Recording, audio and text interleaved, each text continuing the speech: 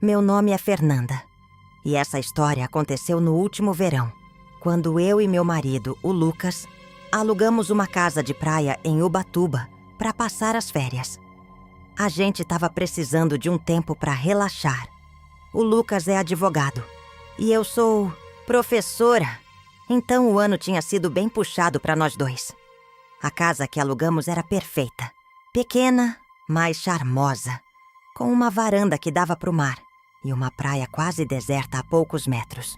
O único vizinho era uma casa ao lado, separada da nossa por uma cerca de madeira. A casa parecia bem cuidada, com um jardim cheio de flores e uma rede na varanda. Mas a gente nunca via ninguém lá. Achamos que era uma casa de veraneio que estava vazia naquela semana. Nos primeiros dias, tudo foi incrível. A gente acordava cedo, tomava café na varanda e passava o dia na praia, nadando e lendo. Mas na terceira noite, enquanto a gente estava jantando, ouvimos um barulho vindo do lado de fora. Um som de vidro quebrando. O Lucas pegou uma lanterna e foi ver o que era, enquanto eu fiquei na porta, nervosa. Ele voltou depois de uns minutos e disse: "Acho que foi na casa do lado. Tinha uma janela quebrada, mas não vi ninguém." A gente ficou preocupado, mas como não era nossa propriedade, decidimos que o melhor era avisar o dono da casa que alugamos, o seu Roberto. Ele disse que ia checar, mas que a casa ao lado pertencia a uma família que raramente aparecia e que provavelmente tinha sido algum animal ou o vento. No dia seguinte, enquanto a gente estava na praia, vi uma mulher na varanda da casa ao lado. Ela parecia ter uns 40 anos, cabelo castanho preso num coque e usava um vestido leve de verão. Ela estava varrendo a varanda e me viu olhando.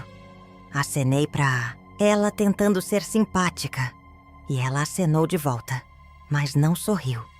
Tinha algo no jeito dela que me deixou desconfortável. Ela parecia tensa, como se estivesse com pressa. Quando contei pro Lucas, ele disse que eu estava sendo paranoica e que ela provavelmente só estava cansada de limpar a casa. Mas depois disso, comecei a perceber que a mulher, que a gente nunca soube o nome, estava sempre nos observando. Toda vez que a gente estava na varanda ou no quintal, eu a via na janela dela, olhando pra gente.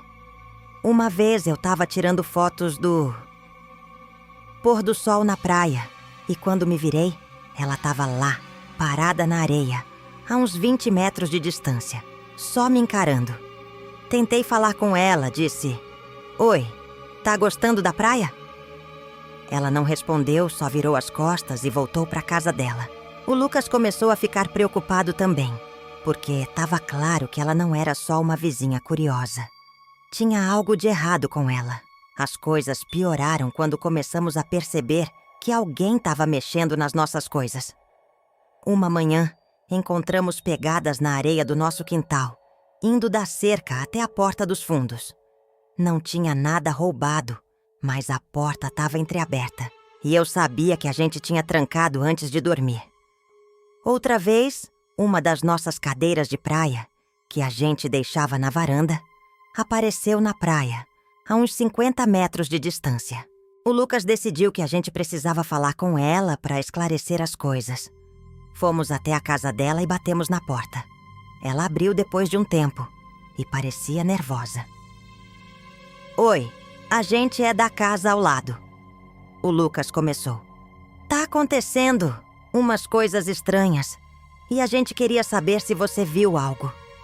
Ela balançou a cabeça e disse com uma voz trêmula: "Não vi nada. Vocês devem ter imaginado." E fechou a porta. Naquela noite, decidimos instalar um aplicativo de câmera no celular do Lucas e deixamos ele gravando na varanda, apontado para a cerca. Às 3h da manhã, o celular apitou com uma notificação de movimento. Quando abrimos o vídeo, vimos a mulher escalando a cerca e entrando no nosso quintal. Ela estava segurando uma lanterna e foi direto para a porta dos fundos, tentando abrir. O Lucas gritou pela janela: "Ei, o que você está fazendo?" Ela se assustou, deixou a lanterna cair e correu de volta para a casa dela. A gente ficou em choque. Ligamos para o seu Roberto na mesma hora e ele disse que ia chamar a polícia. Enquanto esperávamos, ouvimos um grito vindo da casa dela. Era um grito de desespero, seguido de choro. O Lucas quis ir lá ver o que estava acontecendo, mas eu não deixei. Tava com medo do que a gente podia encontrar. A polícia chegou uns 20 minutos depois e eles foram direto para a casa dela. Depois de um tempo, um dos policiais veio falar com a gente. Ele disse que a mulher se chamava Mariana e que ela estava passando por um surto psicótico. Aparentemente, ela era a filha dos donos da casa e estava morando lá sem permissão dos pais, que moravam em São Paulo. Ela tinha um histórico de transtorno bipolar e tinha parado de tomar os remédios. O policial disse que ela acreditava que a gente estava invadindo a praia dela e que ela estava tentando proteger o espaço, entrando na nossa casa para inspecionar. Eles encontraram um monte de coisas na casa dela. Fotos que ela tinha tirado da gente na praia, anotações sobre nossos horários e até uma das nossas toalhas de praia, que ela tinha pegado do varal. Ela foi internada para receber tratamento. E o seu Roberto se desculpou, dizendo que não fazia ideia de que ela estava lá. A gente decidiu cortar as férias e voltar para casa no dia seguinte. Eu amava aquela praia, mas não conseguia mais relaxar, sabendo que ela tinha nos vigiado o tempo todo. Ainda penso no grito dela naquela noite e me pergunto se ela está recebendo a ajuda que precisa. Mas uma coisa é certa: nunca mais vou alugar uma casa de praia sem checar quem são os vizinhos. História 2. O colega de trabalho na represa. Meu nome é Daniel e isso aconteceu há uns 3 meses, quando fui passar um fim de semana numa represa com alguns colegas de trabalho. Eu sou engenheiro de software e trabalho numa empresa de tecnologia em Campinas. A gente estava precisando de um tempo para desestressar, então um dos meus colegas, o André, sugeriu que alugássemos uma casa perto da represa de Nazaré Paulista para fazer um churrasco e curtir o fim de semana. Éramos 5. Eu, o André, a Tá, Mariana, o Pedro e o Caio. A casa era grande, com uma vista incrível para a represa. E tinha um pier particular onde a gente podia nadar e pescar. Parecia o plano perfeito. Chegamos na sexta à noite e todo mundo estava animado. O André tinha levado uma churrasqueira portátil, a Mariana trouxe um cooler cheio de bebidas e o Pedro e o Caio ficaram encarregados da música. A gente passou a noite rindo, contando histórias e planejando o que ia fazer no dia seguinte. Mas uma coisa me deixou intrigado. O Caio estava mais quieto que o normal. Ele é um cara extrovertido no trabalho, sempre fazendo piada. Mas naquela noite ele parecia distante. Perguntei se estava tudo bem, e ele só deu um sorriso forçado e disse: "Tô de boa, só cansado." Não insisti, mas achei estranho. No sábado de manhã a gente acordou cedo e foi pro pier para nadar. O Caio parecia mais animado e até sugeriu que a gente alugasse um barco para passear na represa. Passamos o dia inteiro na água e tava tudo indo bem, até que no fim da tarde o André percebeu que a bolsa dele estava aberta e o celular dele tinha sumido. A gente procurou pela casa inteira, mas não achou. O Pedro brincou: "Será que o Caio pegou para fazer uma pegadinha?" O Caio ficou sério na hora e disse: "Não viaja, cara. Eu não mexi nas coisas de ninguém."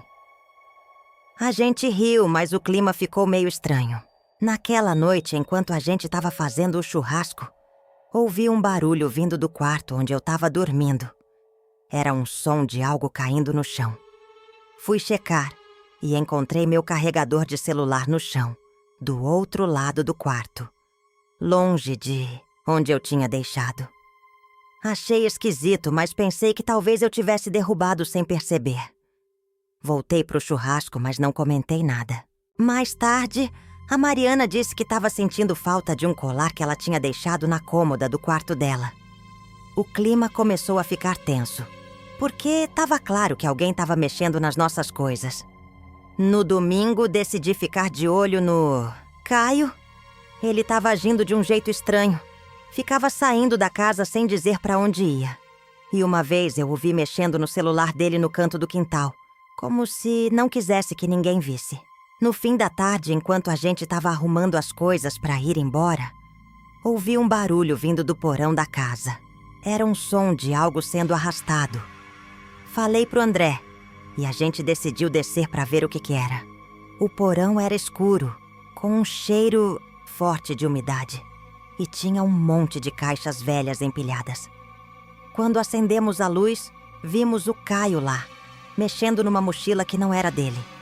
Era a minha mochila. Caio, o que você tá fazendo? Eu gritei. Ele se virou com uma expressão de pânico no rosto e deixou a mochila cair. Dentro dela vi o celular do André, o colar da Mariana e até uma carteira que o Pedro tinha dito que perdeu. O André ficou furioso e gritou: "Você tá roubando a gente?" O Caio começou a gaguejar, dizendo: "Não é isso, vocês não entendem. Eu precisava..." Antes que ele pudesse terminar, ele correu para a escada e subiu, saindo da casa. A gente foi atrás, mas ele já tinha pegado o carro dele e ido embora. A gente ficou em choque. Ligamos para a polícia e contamos tudo, mostrando os pertences que ele tinha pegado. Eles disseram que iam investigar, mas que a gente precisava prestar queixa formal.